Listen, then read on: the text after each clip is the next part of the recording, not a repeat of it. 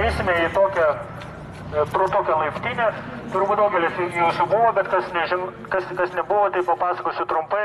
Ta laiptinė yra vadinama grafičių laiptinė vardu ir jinai yra apipaišyta nuo 1 iki 3 aukšto grafičiais ir jinai priklauso labai įdomiai tokiam savininkui, visą laiptinę, vienam savininkui, kuris turi problemų seniai su teisėsauga, dar nuo tų 90-ųjų metų, ten kai buvo brigados visokios, ir dabar yra užsienyje ir valdo tą nekilnojamą turtą per kažkokius patikėtinius,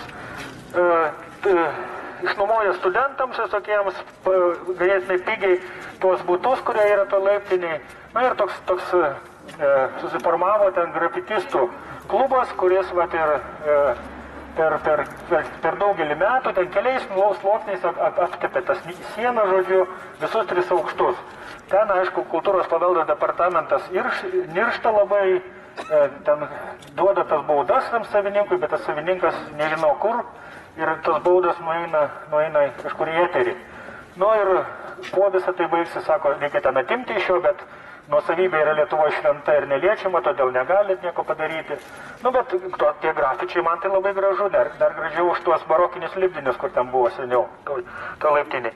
Tai mes kiaurai prakirsim, jeigu kas nebuvo, ten kol mes eisim, galėsit žvilgterti tą grafičių laiptinę. Bet tie, kurie buvom, tada einam tiesiai per ją ir susitinkam jau Vilniaus gatvėje.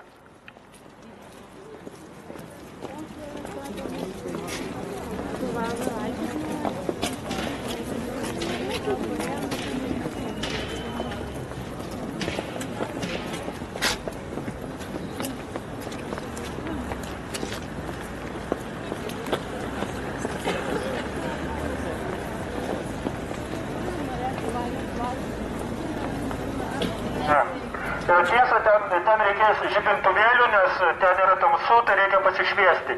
Įsitraukit, kas turi tokius.